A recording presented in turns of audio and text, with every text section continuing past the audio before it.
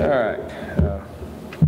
Another camp practice. I worked a lot of situations today, got into the red zone, got into third down, got in a little bit of 2-minute.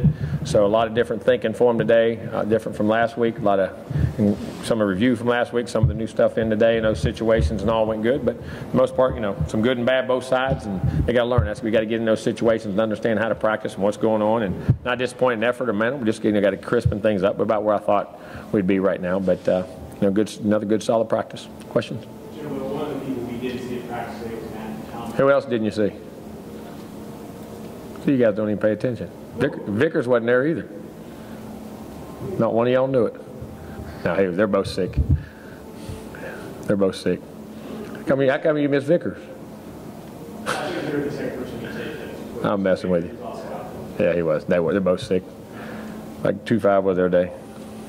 Keep them away from you. Got the bug. No, it took me. He got a finger. He caught a ball the other day and split a finger. He had to get it operated on. It'll be probably 4, 5, 6 weeks. He was doing really good too. Just caught a ball and it did something to his finger and had to go and put a couple pins in it. Been a good catch. Saw Josh at practice on Sunday. Who? Josh was at practice on Sunday. Did he return today? Or? Practice all day. We give him days off every so often. His knee. We give him so many, like some of these guys have surgeries before, like we give Dickerson, we'll give him a day off. We'll give, who else? I'm trying to think. Eberle. We'll give Eberle a day off every now and then. Like every 4 or 5 practices, you got to give him a day just so fluid don't overuse, that kind of stuff when those guys have those things in the past. We've always done it. He practiced really good today, matter of fact. Does Dickerson work on tackles on too? Nah, not a lot. I mean, we'll do them out there because when we go 1s and 3s, 2s and 4s, you only got so many linemen to get the other 2s in. They got it's like, you know, not quite 10 on each side, so you have to spot those guys in. Like if you got a guard, split the tackles, take too many reps, so we'll move them out there to play. And it's good. That's why they can learn the position and what the guy beside them does. So all the guys end up being multiple because you don't have 20 guys. You know what I'm saying? You don't have 20 scholarship linemen.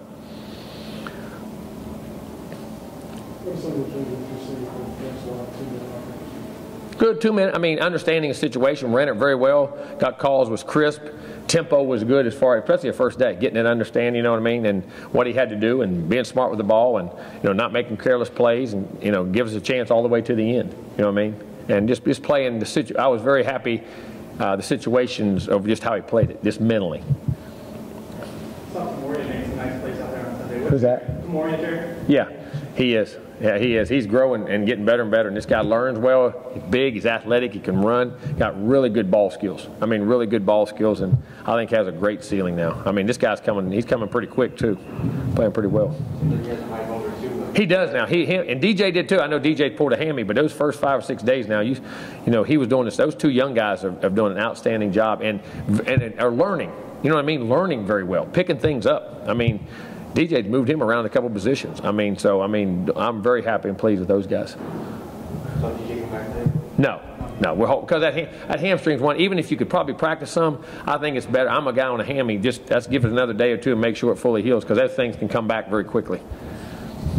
During media day, told him I ain't seen a hamstring. Dadgum, it's so skinny as all bones. I don't know what he pulled. But I tell you what, no, he don't play that way. During media day, I was talking to Matt Thomas, and he said he feels like he could be the best linebacker in the country. What are some things that are either preventing him or stopping him from kind of getting taken? Well, I think first was experience and never playing inside. He was always an outside guy in high school, which he's still probably a more natural outside guy. But learning to play inside, I mean, it's like a 4-way traffic stop. And, you know, missing that time, then you saw the second half of the season, just getting comfortable in his keys and reads and triggering faster. And then, he's so athletic. I mean, he can just, as I say, suck him up, man. He can just close that gap in that space so fast. And he tackles well, and he's got really good ball skills. And because that's how he got his name was 6. Was he scored touchdowns so much, and he was an offensive guy, could catch and run and do all those things. So he's a very skilled linebacker, athletic. You know what I mean? So he can cover, he can catch the ball very well. And he's got good eyes and instincts, and he's so fast and athletic and strong. I mean, he's got all the tools. Big, really good player. We saw it in the Orange Bowl at the end. He did. I mean, and you can see that burst, and he can explode. He's strong. How's Logan Tyler looking in terms of just punting? Okay, the punters have done a solid job. We're really gotten into it, and we'll start really coming at them really hard probably the next couple practices all the way through. But, I mean, in the drills and things, they've done a good, solid job. Walk-on Tommy Martin's really kicking it good. He's been a really pleasant surprise. Is that number, I think, 30, yes. Kicking the ball. Both of them been kicking the ball, punting the ball. Where's he from? I noticed him at the Virginia.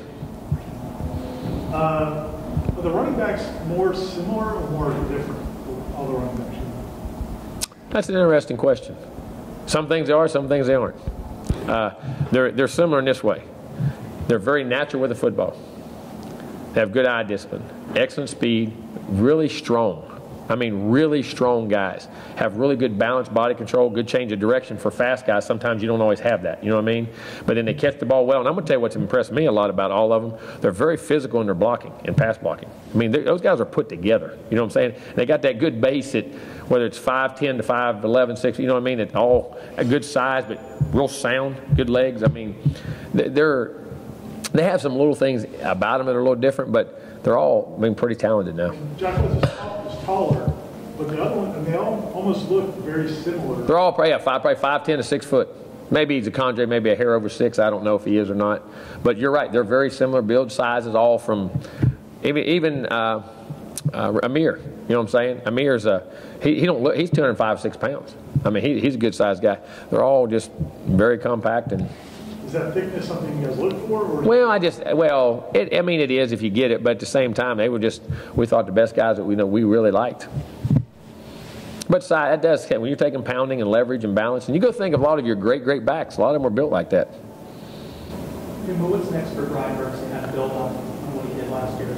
Well, I think just learning to be a complete player, learning to get better at what he does there, but I think also he's got the ability to drop and cover and do some things in the second. I mean, that guy's an athlete now. I mean, he's an athlete. I mean, you know, he can cover you and run with you and understand zone. And you know, when you go back there, man, he's got that long wingspan. You're talking about a guy 6'5", almost got a 7-foot wingspan. You're talking about when he's coverage in coverage, knocking balls, whether it's zone, man, you know, things like that. Just completely, you know, being a complete player and just understanding the game, situations, playing faster because of processing information more, recognizing formation, recognizing a lineman stance. Is it pass stance? Is it run stance? You know, all those little things that just come with experience that you do more and more, you know.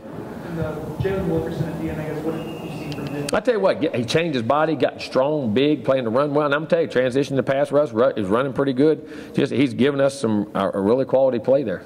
He'll be a good guy for us there. I'm sorry. Brad Long was saying Sunday that Joshua Kagan has everything to kind of be a really good player in division, to be kind of the next DeMarcus in a sense. When you look at Kane go through a week so far, what was he's kind of stood out for you in terms of his skill set and just kind of you see the athlete, you see the size and length, you see a very intelligent kid. I mean, very, very intelligent kid. Learns well. He's really even loosened his hips up from the spring. Even a lot more loose than that, and the athleticism is bending better, which allows you to turn the corner and some of those things, and gotten stronger. And he's learning, you know, he's learning to play. Burns was saying that, you know, hey, he thinks back when he was a freshman, he really didn't listen to Marcus that much, whereas with Kano, he said Kano's a guy who listens and absorbs things. Is that something you know? Just a personality trait. He talks, but he's a very quiet kid and he's very attentive, much more of a listener and watcher. You know, but then when he speaks, I mean, he speaks really well, and he's intelligent in what he does. He just, you know, one of those easygoing kids who has to play, but he does a good job of learning it from everybody. Well, what do you want to see from your team out of this next Friday? Same thing, consistency, getting better, understanding situational football, transitioning, playing great fundamentals, making, like I said, when the offense makes a play, make it because it's a really good play because you played it right on defense. And on defense, if you make a sack or break a pass up because they ran the great route, blocked you well, you just, you know, made a good play. I think the consistency level and continuing the physicality. You know what I'm saying? You got to continue to be physical and be able to block and tackle. I mean, the fundamentals in blocking and tackling. Do you ever look back on the film and say, maybe I should have slowed this player here, that was a great play? I'm sorry? During practice, when somebody makes a great play like that, you ever look back on film and say, hey, maybe I shouldn't have said that to a player, maybe it was just a great play, it wasn't a bad Oh, yeah, all the time. I'll see something on the field and see something happen and come back on the field and have jumped on something and say, listen, on that play, I was totally wrong. I didn't see that. On film, I see why you did that. I apologize. Say it all the time. If I'm wrong. So, Jimbo, overall, you were happy with the way they came back out? Yeah. I mean, they have a good attitude and a good demeanor about them. They really do. They really do. And we had transition day. We were on the field, had to go inside, you know, like a lightning delay. Then we transitioned back outside. You know, and that sounds like it shouldn't bother you, but, you know, anytime you change kids and they got to do this and they got to do that all matters. And they transitioned pretty well. That's like you may have a lightning delay in a game, you know. Does that all go back to the maturity? I think so. I think maturity and hunger and just eliminating the, things that shouldn't matter, they don't let matter. You know what I mean? I mean, we're still working on it. You always work on that as a team. I mean, that's something that you always have to, but I think they have a good mindset that way. And when this team is good about when you say things to them, it clicks. It's an intelligent team. You know what I'm saying? I mean, they process what you're trying to say. Do you have plans at the scrimmage? I'm sorry? Do you plan to scrimmage this week? Yeah, Sunday.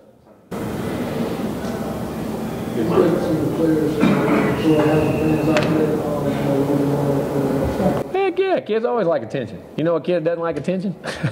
Somebody tell them how much they love them?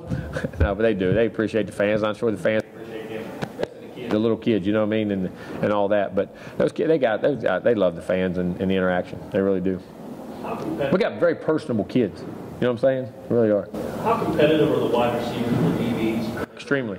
Extremely. More so than maybe even a normal Florida State group, or is it? No, we've had some that have been pretty good. I mean, but this group is up. I mean, there's good players. They both got a lot of pride. You know what I mean? I'll get you. I'll get you. I'll get you back. You know what I'm saying? And that's the way games are. You got to battle back, and they're getting after it now. And you got a couple of notorious talkers with Derwin and Newby. Do you like that they kind of? I was a talker. Yeah. When I played, I was. I mean, but if it doesn't distract how you play. Here's what I think. Some guys talking helps them. And I mean, it's not derogatory, you got to be stupid. But you ain't got to sit there and take somebody. You ain't got to let people intimidate. I mean, that's the way of the world. But at the same time, just so it does not get you out of your game. You know what I'm saying? You still got to go play. And, hey, we'll go. Come on, let's get after it. You know what I mean? Let them talk. Because part of it is getting in people's head and letting them know and all that. That's part of athletics. That's part of sports. I mean, who they say in the NBA was two of the biggest ever? Larry Bird and Jordan. I mean, those guys tell you they're going to cut you in half. You know what I mean? We don't get 50 tonight, baby. You're in trouble. You know what I mean? And they would go do it. I mean, that's part of sports. That's part of competition. But it can't be derogatory or unclassy and get you out of your game. You know what I'm saying? But they do it in practice. Oh, yeah. You like that. Oh, I'll create whatever creates competition, and you stay classy and doesn't get you out of your game. If it makes you compete better, I'm all for you. I'll talk with you. Were you a good talker? Mm-hmm. Yeah. I talked so fast I couldn't understand, couldn't keep up. I was getting 3 jabs, there one. See, I was like Muhammad. Bam, bam, bam. Are you the one that says that? I do. When it gets derogatory and against the team. And you see that getting personal and it gets to somebody and it does happen at times. No. Because what if the opponent does that to you? Now, also, it's good preparation because you're going to play people who do it. You got to learn to process that stuff. I mean, somebody talking in your ear, hey, it's big boy ball. I mean, you got to play. I mean, you got to process that, and then we'll set them to this. If that's going to be, go sit down. If you're going to hurt the team by getting mad, wanting to fight or do something, go sit down. You can't take it. I mean, that's part of the game. I can't tell the opponents what to do. You know what I'm saying? And I'm not, but just so it's not derogatory or unclassy or affect the way you play. I know some of the great players here never talk. Some of the great players anywhere never talk. That's part of it, man. They love to compete.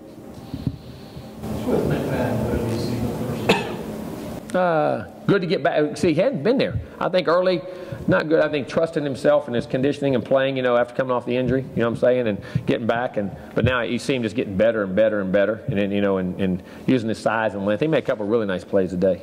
And I noticed him today just flashing on a couple of plays, and I'll look at the film, but I thought he made some really nice plays today.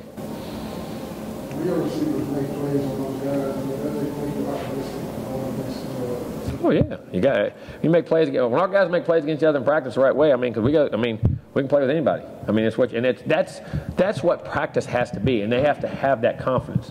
All right, he got me, I'll come back and get him. You know what I mean? And you got to raise your game because that's what you're going to play against. I mean, when you play them great opponents, we think we got a lot of great players, in those situations. So that's all really good, and it makes each other better. Your greatest competition's got to come in practice, has to, and who you're going against and what's going on.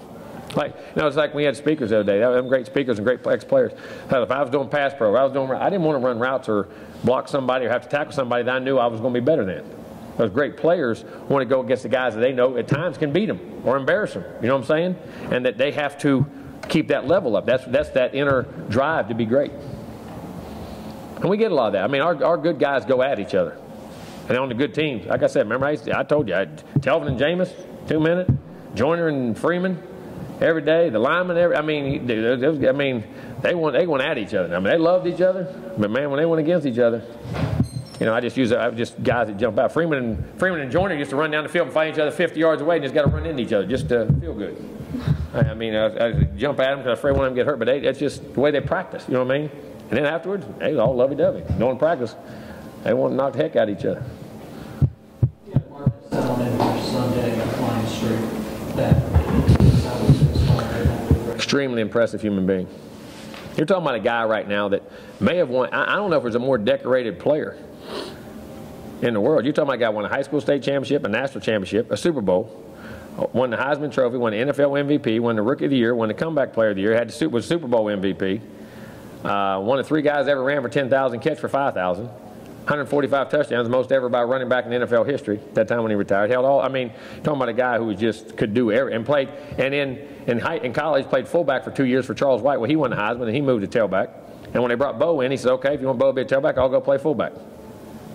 And played fullback for him, if you remember, for a couple years. I mean, just the whole, his demeanor and his mindset about how he talked about how he practiced, how he looked at things, the intelligence level of processing the game, and, you know, not just being an athlete, being a guy, you know, if you don't understand what's going on and learn and understand what the defense is doing, and understand what the offense is doing on the other side, you can't play. I mean, just extremely impressive human being to me, and I think had a great message for our players about that. And that, listen, you want to be good, you got to work at it. You want to have great habits, you got to practice good habits every day. Practice is where it's all made. It ain't, you know, it ain't that day I'm gonna practice easy. I mean, like he said, if he didn't like a drill, he'd start it over.